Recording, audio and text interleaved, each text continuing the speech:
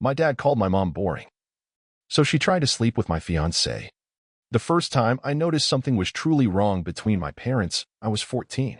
We were at my cousin Amber's graduation party in our backyard in suburban Massachusetts, one of those picture-perfect June afternoons that belong on real estate brochures. The hydrangeas were in full bloom, the Weber grill was sizzling with burgers, and everyone had that easy summer smile. Everyone except my mother. Dad was holding court by the pool, as he always did. A finance executive with a personality bigger than his bank account had mastered the art of being the center of attention. Mom stood off to the side, nursing the same glass of Chardonnay she'd been holding for hours, watching him with detached eyes. "Claire," Dad called out to her, his voice carrying over the music and chatter. "Come tell everyone about your new garden club. How many members is it now? 3? His laugh was warm, inviting others to join in. Several did. Mom's smile didn't reach her eyes. 4, actually. For whole members. Revolutionary stuff. Dad winked at his audience. My wife, ladies and gentlemen. The very definition of suburban excitement. I watched Mom's face carefully. She didn't flinch, didn't react. She just took another sip of her wine and drifted away toward the kitchen. Before we go further, don't forget to like this story, hit subscribe, and tap the bell so you don't miss what happens next. Something in her stillness unnerved me more than if she'd thrown the glass at him. That night, I heard them arguing in their bedroom. Dad's voice was controlled but cutting. "You embarrassed me today, Claire. Standing there like some ghost at your own party." "Your party, Richard. It's always your party. Because someone has to have a personality in this marriage. And someone has to have dignity." I crept back to my room, earbuds in, volume up. It was easier than listening to the slow-motion collision of two people who once loved each other. By the time Dad moved out 8 months later, Mom had perfected the art of invisibility. She moved through our house like a shadow, cooking meals no one enjoyed, asking questions no one answered truthfully. Dad had stripped her of whatever spark she'd once possessed, calling her bland, basic, beige. Each word another nail in the coffin of her self-esteem. The divorce papers arrived on my 15th birthday. Mom signed them without reading them. Dad had already moved in with Vanessa, his executive assistant who, at 29, was barely a decade older than me. I thought it couldn't get worse than watching my family disintegrate. I was wrong. 6 months after the divorce, Mom disappeared for a weekend. No note, no text, nothing. When she returned, she wasn't my mother anymore.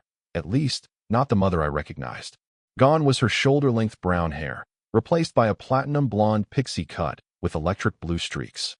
The sensible slacks and cardigans had been swapped for leather jackets and ripped jeans. She'd gotten a tattoo, a phoenix rising from ashes, that peeked out from her shoulder blade. "What do you think, honey?" she asked, twirling in our living room. "New Claire for a new life." I didn't know what to say. Part of me was happy she wasn't disappearing into herself anymore. Another part was terrified of what was taking her place. That night, she downloaded 3 dating apps and asked me to help her choose profile pictures. I watched her swipe right on men who looked nothing like my father, younger, tattooed, the kind of men who looked like they had interesting stories or criminal records or both. "Mom, maybe you should take this slow," I suggested, trying to sound mature beyond my 15 years. She laughed, not her old laugh, but something sharper, with edges. "I've been taking it slow for 20 years, Jamie. Look where that got me." 2 weeks later, she brought home Dylan, a motorcycle mechanic with sleeve tattoos and a disarming smile. He was 34 to her 45. I came downstairs for breakfast to find him making coffee in our kitchen, wearing nothing but low-slung jeans, looking completely at home. Dylan was the first, but not the last. There was Marcus, the CrossFit instructor. Ethan, the aspiring filmmaker who lived with 3 roommates at 37. Jason, the nightclub promoter who gave me creepy once-overs when Mom wasn't looking. Mom became louder, brasher. She drank more, stayed out later, posted selfies with captions about living my best life and finding myself. But beneath the new laugh and the wild nights, I could still see her watching for reactions, seeking validation, trying desperately to prove something. To Dad, to herself, to the universe. By my senior year, I learned to keep my distance. I focused on college applications, on my relationship with Zach, my high school boyfriend who saw me through the worst of it, on planning my escape. When I got accepted to Northwestern with a partial scholarship, Mom threw me a party where she got drunk and made out with her date in our kitchen. Dad sent a check and his regrets. He and Vanessa were in Cabo that weekend. I couldn't wait to leave them both behind. 6 years passed. I graduated college, moved to Chicago, built a life. Found Harold. Harold Chin was everything my parents weren't: stable, thoughtful, kind. a corporate attorney who volunteered weekends at a legal aid clinic, who brought me soup when I was sick and remembered my friends' names, who proposed on a random Tuesday because, as he put it, I don't want to wait for a special occasion to ask the most important question of my life. We set the date for October, a small ceremony at a converted warehouse venue in Chicago. Just 80 guests, string lights, farm tables. Simple, intimate, us. Mom called the day after we announced our engagement. "I'm so happy for you, sweetheart," she said, sounding more like her old self than she had in years. "I want to help. With the planning, the dress, everything." I hesitated. Mom and I had settled into a rhythm of holiday calls and occasional visits that kept us connected without entangling our lives too deeply. But something in her voice, a softness, a hint of the mother I remembered from childhood, made me reconsider. "Maybe you could come visit for a week?" I offered. "Help me look at dresses?" The squeal on the other end of the line made her sound younger than her 51 years. "I'll book a flight today." When I told Harold that night, he raised an eyebrow but supported me. "It might be good for you two to reconnect," he said, squeezing my hand. "Just be careful, okay?" I should have listened more carefully to what he wasn't saying. Mom arrived on a Tuesday, looking more put together than I'd seen her in years. Her hair was back to a natural brown, styled in a sleek bob. Her makeup was subtle, her clothes elegant but age-appropriate. For the first time in a long time, I allowed myself to hope. The first 2 days were perfect. We went dress shopping at boutiques along Michigan Avenue. She cried when I tried on a vintage-inspired lace gown with cap sleeves. We had lunch at cute cafes, looked at flower arrangements, talked about centerpieces. It felt normal, wonderfully, boringly normal. On the third day, Harold came home from work to find us cooking dinner together. Mom had insisted on making her famous lasagna, the recipe she'd abandoned years ago along with her former self. "Harold." She greeted him with a warm hug that lasted a beat too long. "I was just telling Jamie about the time she tried to make this lasagna for her 5th-grade teacher and nearly burned down the kitchen." Harold laughed, hanging his suit jacket on the back of a chair. "That doesn't surprise me. She tried to make pasta last month and somehow the smoke alarm went off before the water even boiled." "Hey," I protested, laughing along. But as I watched Mom interact with Harold over dinner, something felt off. She touched his arm when she spoke to him, leaned in too close when he showed her pictures from our engagement party on his phone, laughed too hard at his jokes. I told myself I was being paranoid, that years of watching her parade men through our house had made me hypervigilant, that she was just being friendly. Then came the morning I walked into the kitchen to find her making coffee in a silk robe that barely covered her thighs, her hair artfully tousled, perfume wafting through the room at 7:30 a.m. Harold stood at the counter, eyes fixed firmly on his coffee mug, his discomfort palpable. "Mom," I said later, when Harold had left for work, "that robe isn't really appropriate for breakfast with my fiancé." She looked at me with wide, innocent eyes. "Oh, sweetie, it's just a robe." Harold didn't mind. "Men appreciate a woman who makes an effort with her appearance, you know. Your father used to say, I don't care what Dad used to say," I cut her off. "And Harold isn't Dad. Please, just wear normal clothes around the apartment, okay?" She sighed dramatically. "You're so uptight, Jamie. Just like your father said you were becoming." The mention of Dad made my blood run cold. "You've been talking to Dad?" "Just catching up now and then," she shrugged, pouring more coffee. "He asked about the wedding. I told him Harold seemed like a good match for you. Very stable. Very reliable." The way she said reliable made it sound like a character flaw. That night, I told Harold about the conversation. He frowned, setting down the legal brief he'd been reviewing. "She's been texting me, too," he admitted. "What? When?" "Just a few times. Asking about work, saying she's looking forward to being family. Nothing inappropriate, exactly, but a lot." I felt a familiar knot forming in my stomach. "Show me." He handed me his phone. The texts were indeed friendly, but there were dozens of them, all sent when I wasn't around. All just slightly too personal, too familiar. "I think she should leave," Harold said gently. "I'm sorry, Jamie, but something doesn't feel right." I agreed. The next morning, I told Mom her visit was over. But we were having such a good time. She protested, her voice taking on the wounded quality I remembered from my teenage years. "Don't you want my help with the wedding?" "I appreciate the help you've already given," I said carefully. "But Harold and I need our space back." Her eyes narrowed. "This is about the texts, isn't it? He told you I texted him." "Men are all the same, Jamie." So threatened by a little friendly conversation. "This isn't about the texts," I lied. "It's about boundaries." "Boundaries," she scoffed. "You sound like your father. Always so concerned with appearances." "Mom, please. Just go." She left that afternoon, hugging me stiffly at the door. I thought that would be the end of it. I was wrong. The next day, Harold and I both took off work early. We needed time to decompress, to process what had happened with Mom. We stopped at our favorite Thai place for an early dinner, then headed home, looking forward to a quiet evening together. When we walked into our apartment, the lights were off, but something felt wrong. I reached for the switch and froze. Mom was sitting on our couch, wearing a black dress never seen before, tight, low-cut, clearly new. Her makeup was heavy, her eyes bright with something that wasn't quite right. "Surprise," she said, standing up. "I thought we could have a real talk, just the three of us." Harold stepped in front of me slightly. "Claire, how did you get in here?" She waved her hand dismissively. "Jamie gave me a key for emergencies." This felt like an emergency. "I need that key back," I said, my voice surprisingly steady despite the panic rising in my chest. "No, don't be ridiculous," she laughed. "I'm your mother. That doesn't give you the right to break into our home," Harold said firmly. Mom's face changed, her smile faltering. She took a step toward Harold, reaching out to touch his arm. "I just wanted to talk to you both. Especially you, Harold. I feel like we have a special connection. Don't you feel it too?" Harold stepped back. "Claire, I think you should leave." "Oh, come on." She moved closer, her voice dropping to a whisper. "We're all adults here. Jamie's just like her father, so rigid, so conventional. But you and I, we understand that life is meant to be experienced, don't we?" And then she tried to kiss him. My mother tried to kiss my fiancé right in front of me. Harold turned his face away, gently but firmly pushing her back. "That's enough. You need to leave. Now." Mom's face contorted in anger and humiliation. "Fine. But Jamie," she turned to me, her eyes wild. "You should know that Harold's been flirting with me all week. Sending me signals. Men always do. Just like your father did with all those women before he finally left." "That's not true," Harold said quietly. "And I think you know that." I couldn't speak. Couldn't move. All I could see was the desperation in my mother's eyes, the same look I'd seen countless times watching her try to reinvent herself in the most destructive ways possible. "Get out," I finally managed. "Get out and don't come back." She grabbed her purse, chin high, dignity in tatters. "You'll regret this," she said at the door. "Both of you." As the door closed behind her, I collapsed onto the couch, shaking.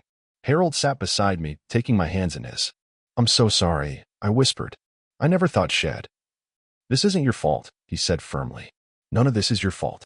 But as I sat there, I couldn't help wondering, how had we gotten here? How had my mother, once so quiet, so proper, become this person?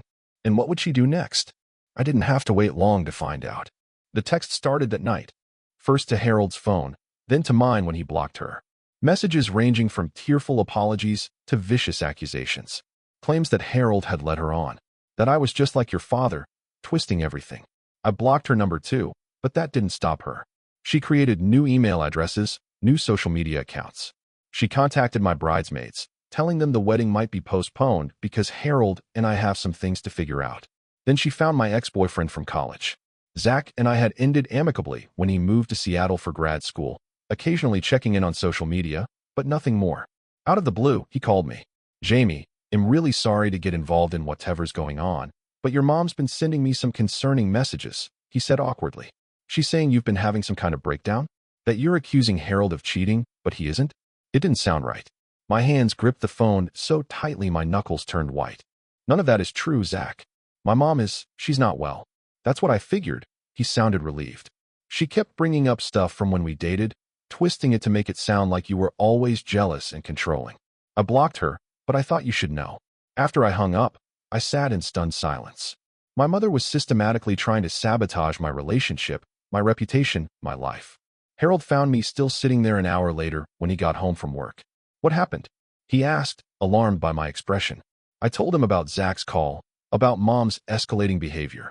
As I spoke, his phone pinged with a notification. He checked it, his face darkening. "She created another Instagram account," he said, handing me his phone. "She's commenting on photos from 3 years ago." I looked at the screen. Under a picture of Harold at a firm retreat, Mom, using the username FunandFabulous52, had commented, "I can make you breakfast and a few other things." "This is insane," I whispered. "What is she trying to accomplish?" "I think we need to document everything," Harold said, his attorney instincts kicking in. "Screenshots, dates, times. If this continues, we might need a restraining order." I nodded numbly. The word restraining order echoed in my head. Against my own mother. That night, I called my Aunt Susan, Mom's sister. We hadn't spoken in years, my mother's family having drifted away after the divorce, but I found her on Facebook and took a chance. Oh, Jamie, she sighed when I explained what was happening. I wish I could say I'm surprised. You're not? No, honey.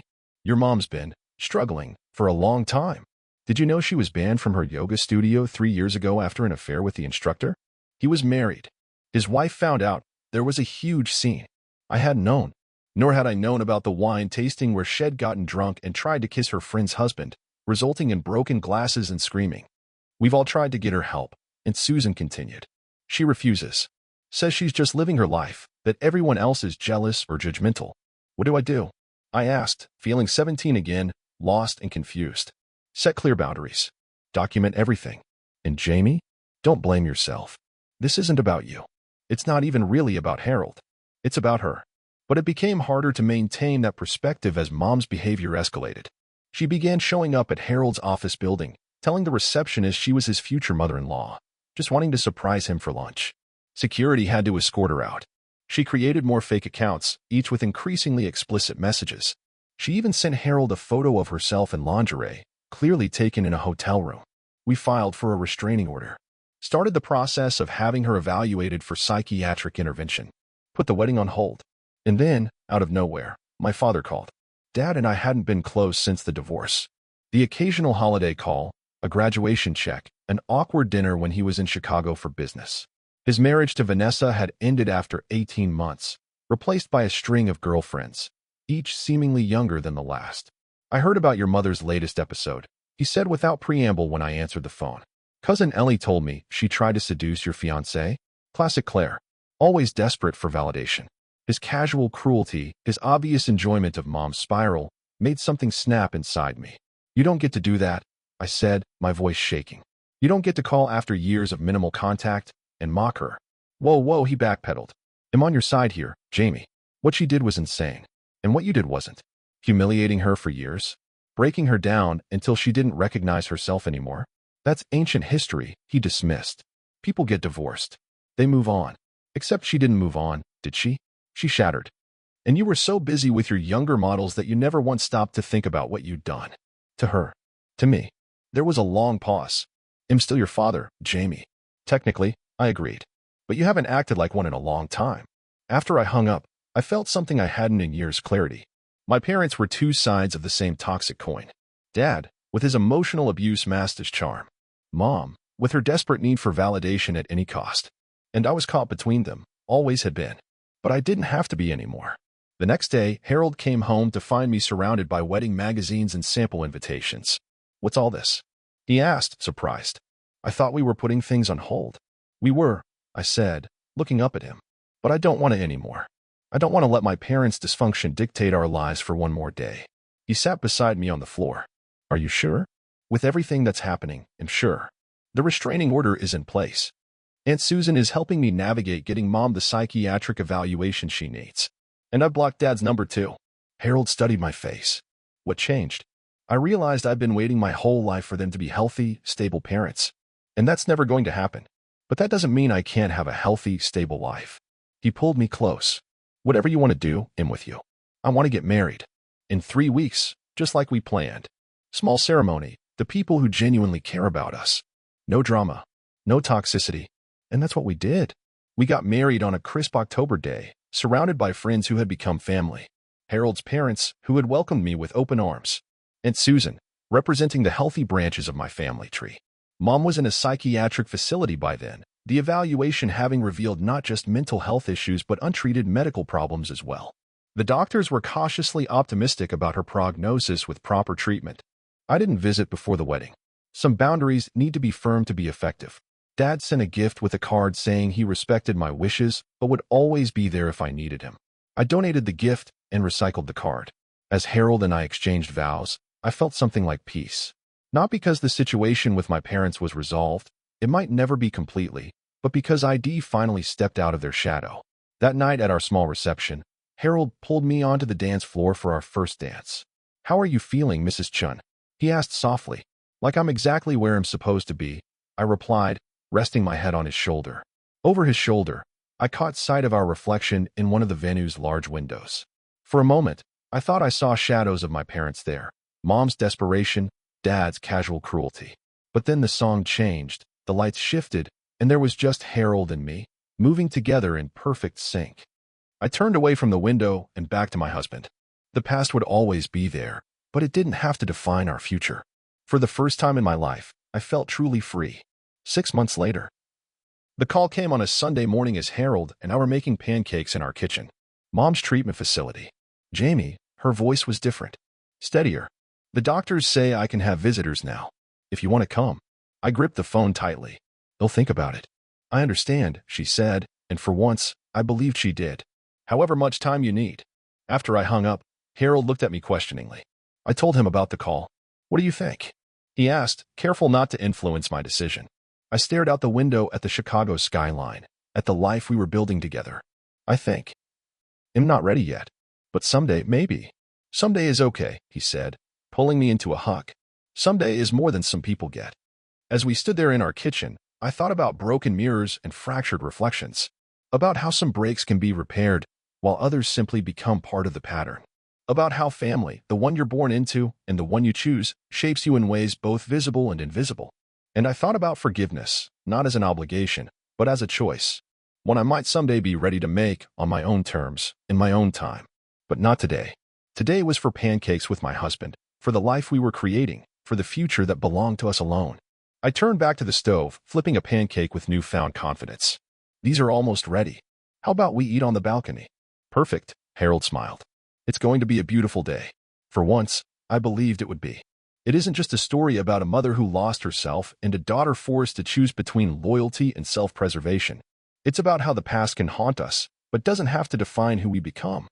Now it's your turn to reflect. If you were in Jamie's shoes, would you forgive her mother? Would you give her another chance? Do you believe people can truly change, even after falling so far? Drop your thoughts in the comments. I'd love to hear what you would do. Every voice matters. And remember, forgiveness isn't always reconciliation. Sometimes, it's just a way to set yourself free.